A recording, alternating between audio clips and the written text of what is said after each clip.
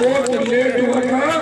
ये तो गरीब पार्टी बनाई हमने, नौजवानों की पार्टी बनाई, और मैंने आपको वचन दिया था जिस तरह दिनेश जी ने नौकरी छोड़ दी, मैंने भी मेरी जवानी पूरी मेरे भाइयों के लिए समर्पित कर दी। मैंने वचन निभाया कि मैं दोनों पार्टियों के अंदर नहीं जाऊंगा। कांग्रेस तो मिला रही थी 40 सीट ले लो, समझौता कर लो। मैंने कहा हनुमान बेनीवाल कप्तानी की बात करता है, वो उप कप्तान, और दूसरी बात राजस्थान के अंदर कभी नहीं करता। कांग्रेस के कप्तान बदल दो, हम समझौता कर सकते हैं। इन कप्तानों के साथ हमारा समझौता नहीं होगा, या तो दूल्हे बनेंगे या बाराती, दुल्हन किसी के नहीं बनेंगे। भाइयों उतार भरी राजस्थान की धरती पे, दिल्ली मुंबई के अंदर बात चली। आज मीडिया के मेरे साथी थे चाचू के अंदर, वो कह रहे थे कि कांग्रेस आरोप लगा रही है कि अमित शाह हनुमान जी बीजेपी की बी टीम है, और वसुंधरा आरोप लगा रही है कि हनुमान कांग्रेस की बी टीम है। तो मैंने उनको कहा कि कांग्रेस और भारतीय जनता पार्टी सी टीम है, मैं कैप्टन हूं। तो उन्होंने कहा कि आपका हेलीकॉप्टर और परमिशन नहीं मिल रही है, छोड़ के भाग जाए। इसका मतलब ये तो तय है कि अमित शाह और बीजेपी आपकी मदद नहीं कर रही है। अगर वो मदद करती तो हेलीकॉप्टर और चार्टर 2 महीने पहले हर जगह मिलते, हर जगह उठते, और परमिशन के लिए दिनेश जी को इतनी तकलीफ नहीं उठानी पड़ती। भाइयों, हमारी कोई मदद कर रहा है तो भगवान कर रहा है, या किसान के, दलित मुसलमान के, वो 36 कौम के नौजवान कर रहे हैं। इनका आशीर्वाद हमारी मदद कर रहा है। इसलिए आपका भाई 2 बजे भी रात को समाएं कर रहा है। कल मैं रात को 1 बजे बिलाड़ा के अंदर सभा कर रहा था। इतना मेरे साथ इन हेलीकॉप्टर वालों ने धोखा किया है, लेकिन मैं अभी मेरा काम नहीं छोड़ूंगा, नहीं तो इनके घूस भर दूं। लेकिन अभी मुझे इनकी चिंता है। मैं इनको जिता के राजस्थान की विधानसभा के अंदर ले जाऊंगा, और इन हेलीकॉप्टर कंपनियों का दिमाग और बड़े लोगों का दिमाग मैं ठीक कर दूंगा। मेरा जन्म इसलिए हुआ राजस्थान के अंदर कि फर्जी दुकानों को बंद करो और नए शोरूम चालू करो राजस्थान में। फर्जी दुकानें तो बंद हो गई, कांग्रेस भाजपा बौखला गई। ठीक है, अब देख रहे हैं 2 दिन बाद राजस्थान के अंदर आएगा। 57 सीटों पर उम्मीदवार उतारे। बसपा से भी गठबंधन का प्रयास किया। मैंने सोचा था कि दलित मुस्लिम, मेरे जाट यादव माली, दूसरे मेरे मीणा गुजर भाई मिलके हम राजस्थान के अंदर लड़ेंगे और 100 सीट लाएंगे। लेकिन भाइयों, बसपा भी मेरे से गठबंधन नहीं किया, क्योंकि अमित शाह और मोदी ने डरा दिया था अगर गठबंधन कर लिया तो जहाँ चौटाला जी बैठे हैं वहाँ एक साइड की बैरक में आप मिलोगी। तो डर के मेरे से गठबंधन नहीं किया। मैं अच्छी तरह जानता हूँ मायावती जी यहाँ सभाएं कर रहे हैं, तो मायावती जी अब मेरे साथ गठबंधन कर लेती। वैसे कौन सी 100 सीट जीत रहे हो अब राजस्थान? जिस दिन रिजल्ट आएगा 2-3 जीतेंगे, और वो भी पहले जो 6 बिके थे उस तरह बिक जाएंगे, तो दूसरी पार्टी ज्वाइन करेंगे। तुम्हारा ये कोई वजूद राजस्थान के अंदर नहीं है। जब तक राजस्थान के दलित के बेटे बसपा की कमान नहीं संभालेंगे, तब तक बसपा का कुछ भी नहीं बटना। उत्तर प्रदेश से लोग आते हैं और चुनाव के समय के अंदर आके इधर उधर देखते हैं कि मोटी मुर्गी कौन सी है, उसको पकड़ लो, किया पाचा करा और बात छूटा, 5 साल खराब हालत। ये तो लोग अपने आप वोट देंगे। अगर कहीं पे कोई नजर नहीं आया और बसपा आ गई, उसको भी दे देंगे। लोगों को कांग्रेस बीजेपी को मारना। मैंने तो याद रखा, मैं परसों सपा के उम्मीदवार का समर्थन करके आया था नगर की सीट पे। अगर मुझे लगेगा कि बसपा का कोई मेरा भाई मजबूत है और वो कांग्रेस बीजेपी से जूझ रहा है, तो हनुमान बेनीवाल उस भाई की मदद करने के लिए भी उसके इलाके करने जाएगा। मैं तीसरे मोर्चे की बात करता हूँ और कांग्रेस बीजेपी से परहेज रखता हूँ। लेकिन जो लोग राजस्थान में लोगों को गुमराह कर रहे हैं, उन लोगों को चेतावनी देना चाहता हूँ। भाइयों, पूरा का ये इलाका जो सबसे ज्यादा मीणा समाज के भाइयों के वोट है, जगतपुरा के इलाके में, आप याद करो डॉक्टर किरणलाल जी मीणा तुम संकट के दौर से गुजर रहे थे, जब राजस्थान की सरकार उन्हें बलात्कार के झूठे मुकदमे में फंसा रही थी, तब किसान का बेटा हनुमान बेनीवाल ढाल बन के उनके सामने खड़ा हो गया। मुझे छोड़ के बीजेपी के अंदर चले गए, लेकिन आप मुझे मत छोड़ना। दिनेश जी को हनुमान बेनीवाल समझ के मीणा समाज के और 36 कौम के मेरे भाइयों से मैं आह्वान करता हूँ कि अब की बार वोट मुझे देना। जिस तरह मीणा समाज के मेरे भाइयों ने 20 साल पहले विश्वविद्यालय के अंदर मुझे अध्यक्ष बनाया था, उसी तरह दिनेश जी को वोट देके दोबारा उस लाइसेंस को रिन्यू कर देना। और हनुमान बेनीवाल आपको कभी कमी नजर नहीं मिलेगा। ये जगतपुरा की धरती से मैं आपको आह्वान करने के लिए आया। जैसे तेजाजी के भक्तों की तो सारी फौज इनके साथ अपना और शेड्यूल कास्ट का आधे से ज्यादा समझदार तबका इनके साथ है। और मीन सेना अगर साथ जुड़ जाएगी तो जीत 30,000 से ज्यादा होगी।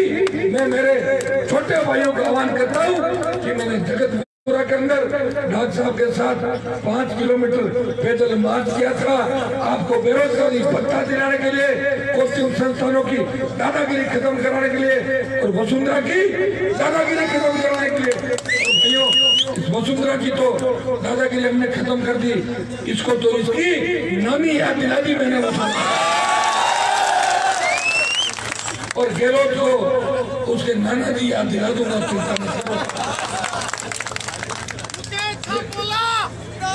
दिनेश जी का बहुत ही मुकेश जी को दिनेश जी का बहुत ही बढ़िया मामला है। सारे मेरे भाई जुटे हैं। मेरे भाइयों, अगर मैं लड़ाई नहीं लड़ता तो देश में बात चलती कि राजस्थान की धरती ने वीरों को पैदा करना बंद कर दिया। कांग्रेस और बीजेपी का कूड़ा करकट फिर 5 साल बाद आ गया। एक लड़ाका राजस्थान के अंदर लड़ रहा है, वो धरती पुत्र किसान का बेटा। सरकारें कितनी भी कोशिश कर ले, हनुमान बेनीवाल के हौसले को नहीं तोड़ सकती। इसलिए मुझे जिंदा रखना। अगर मैं जिंदा नहीं रहा तो आप 5 साल तक आंसू पीड़ा पहुंचने वाला कोई नहीं मिलेगा। मैं अकेला 199 से लड़ा था, जब कांग्रेस भारतीय जनता पार्टी की गोद के अंदर बैठ गई थी, जब कांग्रेस के नेता वसुंधरा के लिए नाश्ते की प्लेट लेके घूम रहे थे। उस समय राजस्थान के गौरव को अगर बचाया तो फ्यूचर के विधायक ने मुकर्रम भी भरी और मेरे भाइयों के गौरव को बचाने का प्रयास किया। मेरे भाइयों, मैं वो आखिरी लड़का हूँ राजस्थान के अंदर जिसने भगत सिंह की भूमिका के अंदर लड़ाई लड़ी है। ये हेलीकॉप्टर यहाँ खड़ा जरूर है, लेकिन इसकी भी कई मजबूरियां हैं। इनके जो मालिक होते हैं, हेलीकॉप्टर तो उड़ाने वाला चाहता था कि दूधू फुलेरा भी हनुमान जी को ले जाऊं, थोड़ा रिस्क भी ले लूं, लेकिन उनके मालिक ये कहते हैं कि नहीं, भरोसे में रखना है और सभा भी नहीं होने देनी है। हेलीकॉप्टर जाएगा, क्रेज हो जाएगा, लेकिन मुझे मेरे राजस्थान के धरती पुत्रों पे पूरा भरोसा है। ये हेलीकॉप्टर को नहीं मानते, ये तो हनुमान बेनीवाल को देखते हैं राजस्थान के लोग। और फुलेरा की सभाओं के बाद मैं नागौर की धरती पर जाऊंगा और रात को 1 बजे तक सभाएं करूंगा। कल बाड़मेर के अंदर देखूंगा, जोधपुर में देखूंगा और कल मेरे विधानसभा क्षेत्र के अंदर भी 2 बार मुझे कल जाना पड़ेगा। उनको मेरी बहुत याद आ रही है कि हनुमान जी बाहर घूम रहे, जैसे आज मैं राउंड लगा के आया था। बहुत बड़ी मजबूती है। कह रहे थे पिछली बार 25,000 से जिताया, इस बार अगर 60,000 से कम आंकड़ा हो जाए तो आपको हम दिखाई नहीं देंगे भाई साहब। कांग्रेस की जमान जब जो 3 बार कराई, इस बार भी जमान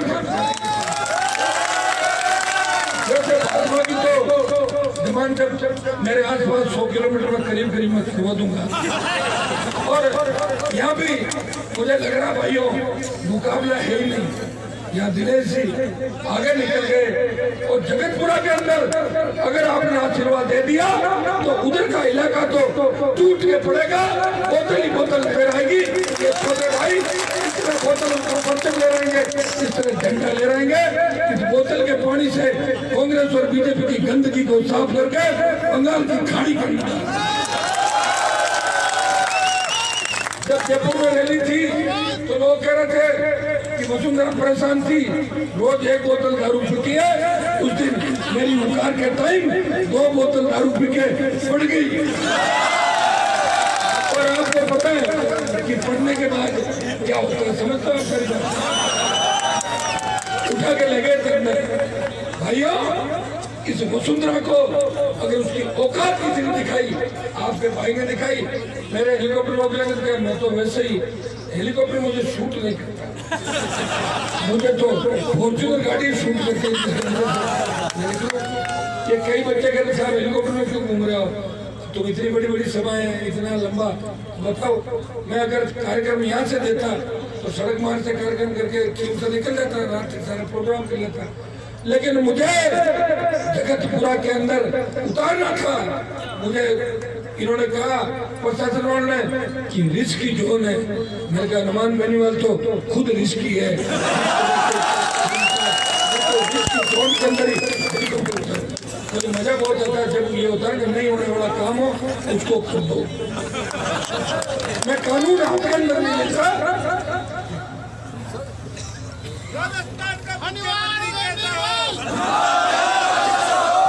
मैं कानून हाथ के अंदर नहीं लेता। मैं लाल बत्ती लगा के घूमता था। मैंने चैलेंज किया, वसुंधरा तेरे मतलब में मेरी बत्ती उतार के दिखा दे, पता लग जाएगा कि हनुमान की बत्ती उतारने से क्या होता है। नहीं उतार सकी सरकार मेरी बत्ती, और जब सबकी बत्तियां उतर गई तब मैंने ले जाके विधानसभा के अंदर गाड़ी से बत्ती उतारी। उतार के मेरे भाई बोले आप बत्ती उतार रहे हो। मैंने कहा मैं कानून का सम्मान करता हूँ। बत्ती इसलिए लगाता था कि चीफ सेक्रेटरी कलेक्टर की बत्ती लगाएंगे, हनुमान बेनीवाल भी लगाएगा, विधायक उनसे बड़ा होता है प्रोटोकॉल के अंदर, कलेक्टर लगाएगा, जो सरकार का नौकर है, तो कानून बनाने वाले भी बत्ती लगाएंगे। और बोले आगे क्या करोगे? मैंने कहा आगे बत्ती मैंने दुकान से खरीदी है, ये जिंदगी थोड़ी है, मेरा मन होगा तो लगा लूंगा रात को। मेरी गाड़ी में बच्चे जिद करते थे पहले कि भाई साहब आप बत्ती वाली गाड़ी नहीं लाओगे तो मैं तो दूल्हा ही नहीं बनूंगा, तो मैं दूल्हा बनाने बत्ती की गाड़ी भी लेके जाता। कई बार ये भी कहते थे 2-3 गाड़ियां कर दो, आगे पीछे भी लगवाता, क्या करूं मुझे तो करना पड़ता था। और तुम्हारी जिद के लिए तो पार्टी बना दी, तुम्हारी जिद के लिए दोनों पार्टियों को वेंटिलेटर में डाल दिया। और ये तुम्हारी जिद ही है कि कांग्रेस गठबंधन के लिए घूम रही थी। मेरी रैली के अंदर चौधरी चरण सिंह जी का पोता भाषण देके गया, 2 टिकट और 2 करोड़ रुपए कमा लिए मेरे भाषण की रैली। देखो मेरे तो वाला भी ठीक ठाक हो जाता है, सौदा कर लिया उसने।